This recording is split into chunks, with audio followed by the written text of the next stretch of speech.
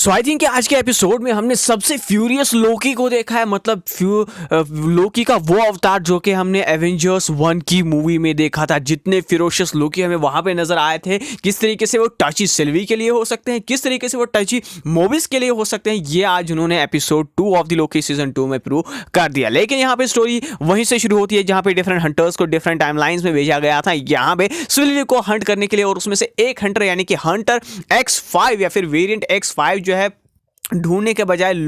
सिल्वी को यहाँ पे अपनी लाइफ जो उसकी टाइमलाइन पे थी एक्चुअल में उसको एक ब्रांच रियलिटी में जीने के लिए लग जाता है। और बेसिकली उसने यहाँ पे सिल्वी को ढूंढा भी होता है और पॉसिबली उसी ने उसकी हेल्प की होती है ताकि वो अपनी टाइमलाइन में जाके उस लाइफ को जी पाए जो कि उसने यहाँ पे मिस आउट की है TVA में रहते हुए। लेकिन अब यहाँ पे लोकी और मोबियस जो है उस टाइमलाइन में जाके जहाँ पे वो एक जेनियक मूवी का प्रीमियर अटेंड कर रहे होते हैं। यस, जेनियक इज कैरेक्टर जानते हैं आप सब लोग मार्वल का, लेकिन यहाँ पे उसको एक मूवी के तौर पर प्रेजेंट कर रहे होते हैं ब्रैड यहाँ पे, जो कि वेरिएंट होते हैं। और उसी को ढूंढने के लिए यानी कि उनको पता होता है कि एक्चुअली में सिल्वी किस टाइमलाइन में और कहां पे उनको ढूंढा जा सकता है। यहाँ पे ढूंढते तो है लेकिन जिस तरीके से वो टॉर्चर वाला सीन यहाँ पे प्ले आउट होता है, किस तरीके से वो सारी की सारी इंफॉर्मेशन निकलवाते हैं। इसलिए मैं कह रहा था कि वो टॉर्चर वाले सीन में पूरी की पूरी लेयर्स हमें यहाँ पे लोकी की नजर आती है। और किस तरीके से यहाँ पे X5 न सिर्फ यहाँ पे लोकी को एज ए विलन कहता है और उसकी विलन ही यहाँ पे बाहर निकलवाता है उस एपिसोड में, बल्कि वो यहाँ पे मोबियस को भी टच करता है कि किस तरीके से क्या तुम उस लाइफ में वापस नहीं जाना चाहते जो कि शायद इस TVA वाली लाइफ से बेटर हो सकती है। और किस तरीके से फिर यहाँ पे लोकी एक तरीके से मॉरल सपोर्ट प्रोवाइड करते हैं।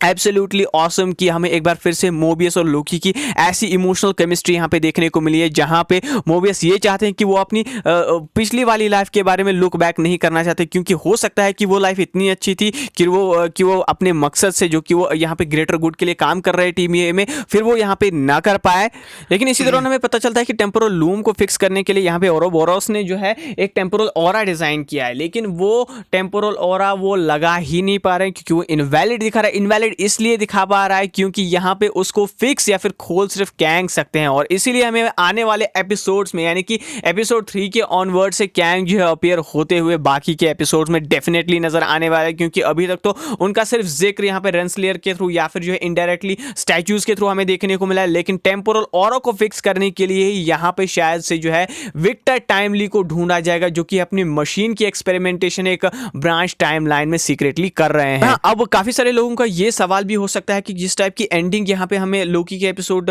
2 की देखने को मिली कि किस तरीके से उन सारी ब्रांच रियलिटीज को जो है पुल कर दिया गया या फिर श्रिंक कर दिया गया है वापस और सिर्फ सीक्रेट टाइम लाइन ही बची है। लेकिन इसका मतलब ये नहीं है कि टेम्पोरल ऑरा फिक्स हुआ है। स्टिल टाइम लूम का कंसेप्ट जो कि पूरी की पूरी TVA को यहाँ पे पावर करता है, वो जो है यहाँ पे abrupt branching of the timelines की वजह से इतना डिस्टर्ब हो चुका है कि अब यहाँ पे जो है उस टेम्पोरल लूम को फिक्स करना बहुत ही जरूरी बन गया है ताकि TVA जो है सही से फंक्शन कर पाए, ब्रांच टाइमलाइन जो है फिर से यहाँ पे अब्रप्टली ब्रांच ना हो।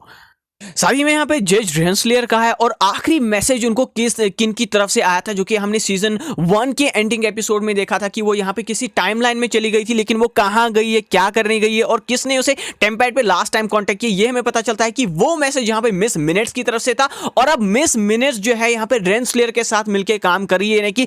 एक आर्टिफिशियल इंटरैक्टिव इंटेलिजेंस जो है रोक जा चुकी है TVA की। लेकिन यहाँ पे ऐसा क्यों हुआ कि मिस मिनट्स रोक हुई है, बल्कि ये कोई मुझे लगता है कि अनइंटेंशनली नहीं है कि मिस मिनट्स का मन किया तो वो हो गया, बल्कि मुझे लगता है कि ही हू रिमेन्स या फिर कैंग के किसी वेरिएंट ने ही यहाँ पे एक बैकअप प्लान सेट किया था मिस मिनट की प्रोग्रामिंग के अंदर। अगर कुछ चीजें यहाँ पे खराब चली जाती है, क्योंकि यहाँ पे रेंसलेयर कैंग के साथ मिलकर काम कर रही थी, उनकी पार्टनर थी, तो कहीं ना कहीं एक बैकअप के तौर पर उनके साथ यहाँ पे मिस मिनट्स जानी चाहिए। इसी प्रोग्रामिंग के तहत यहाँ पे मिस मिनट्स रोग हो चुकी है TVA से। और अब ना सिर्फ रेंसलेयर और विक्टर टाइमली को यहाँ पे हंट करने का टाइम आ चुका है, बल्कि यहाँ पे मिस मिनट्स को भी ढूंढा जाएगा। उनकी ऑरिजिन स्टोरी भी हमें यहाँ पे पता चलने वाली है। इस एपिसोड में हमने अपने सिल्वी को यहाँ पे 1982 की टाइमलाइन में यहाँ पे अपने आप को एंजॉय करते हुए देखा, अपनी लाइफ को लिव करते हुए देखा है। लेकिन अभी भी उनके पास यहाँ पे ही हू रिमेन्स का टेम्पैड है, जिसके थ्रू यहाँ पे टाइम लाइंस को मैनिपुलेट कर सकती है, या फिर जो है ऑल पावरफुल टेम्पैड जो कि TVA की दिशा बदल सकता है, या फिर जो है उनको सीक्रेट टाइमलाइन में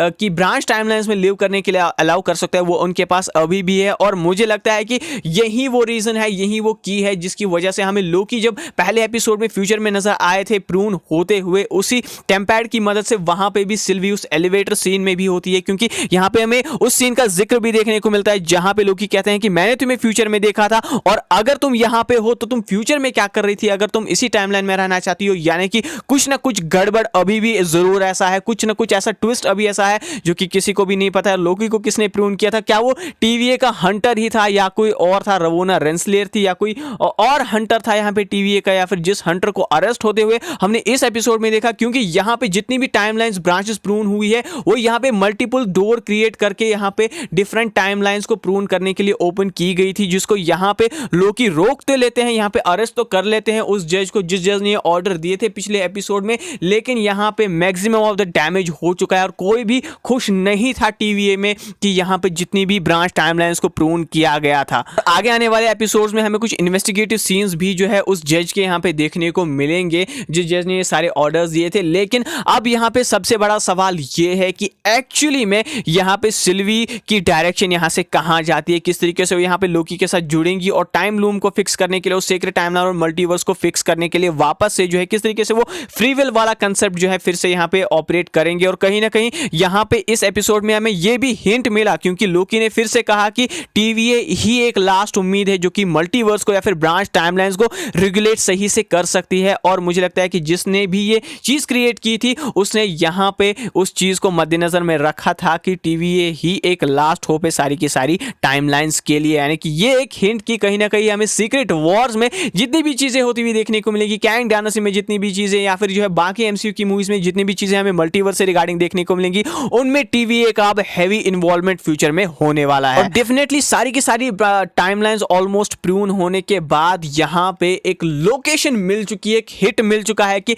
एक्चुअली में जज रेंसलियर किस जगह पे गई है, कहां पे वो हाइड कर रही है मिस मिनट के साथ में। और आने वाले एपिसोड्स और भी ज्यादा इंटरेस्टिंग होने वाले हैं, लेकिन एक छोटे मोटे रेफरेंसेस भी थी। इटर्नल का हमें एक बहुत ही बड़ा रेफरेंस देखने को मिला जब यहाँ पे जो है XY वेरिएंट को ढूंढ रहे थे यहाँ पे टाइम लाइन में मोबियस और लोकी मिलके, तो वहां पे हमें सन ऑफ सरोज का एक पोस्टर देखने को मिलता है जो जिसमें स्टार हो रहे थे किंगो, यानी कि किंगो की जो लेगेसी है किस तरीके से वो through out the years exist कर रही है, उसका भी एक ईस्टर एग हमें यहाँ पे देखने को मिला है। और बाकी लोकी और सिल्वी के बीच में जो रोमांटिक टेंशन है वो तो अभी यहाँ पे एग्जिस्ट कर ही रहा है, तो देखना है कि उसका फ्यूचर किस तरीके से, क्योंकि यहाँ पे लोकी जब लड़ रहे थे टीवीए के उन हंटर से सिल्वी के साथ मिलके तो कुछ ऑकवर्ड लुक यहाँ पे दिया था सिल्वी ने उनकी तरफ, यानी कि कहीं ना कहीं अभी भी वो उनमें इंटरेस्टेड है। और लोकी ने यहाँ पे जब सिल्वी वापस जाती है अपनी टाइमलाइन में तब उनसे ये कहा था कि मत जाओ, यहाँ पे रहना बहुत मुश्किल है, यानी कि उनके बिना वो ऑपरेट बड़ी मुश्किल से कर पा रहे हैं। और यहाँ पे तो टॉर्चर वाला लेवल जो है उन्होंने इसलिए भी इंक्रीज किया था XY वेरिएंट के ऊपर क्योंकि उन्होंने यहाँ पे सिल्वी के टॉपिक को कहीं ना कहीं टच किया था कि किस तरीके से वो उनके लिए इंपॉर्टेंट है और वो खुद के लिए सेल्फिश एक विलन है। और यहाँ पे हमें न्यूयॉर्क के भी रेफरेंसेस देखने को मिले जहाँ पे जब पाइस खा रहे होते हैं, पाइस को एंजॉय कर रहे होते हैं, तो किस तरीके से लोकी जो है अपने फादर और थॉर से नाराज होकर उनने अर्थ पे कब्जा करना शुरू किया था, टोनी स्टार्क को वहां से नीचे फेंका था। तो एक कूल रेफरेंस था न्यूयॉर्क के इवेंट्स का और लोकी की जो फिरोशियस में बाहर आने का। तो गाइस आप मुझे कमेंट सेक्शन में अपने थॉट्स जरूर बताइएगा कि क्या आपने ये एपिसोड देखा और अगर देखा तो आप इसको 10 में से कितना रेट करोगे। अगर आपको ये वीडियो पसंद है तो इस वीडियो को लाइक शेयर, चैनल को सब्सक्राइब करने मिलते हैं आपसे बहुत ही जल्द एक नए वीडियो में। टिल टेक केयर, से बी मार्वेलस।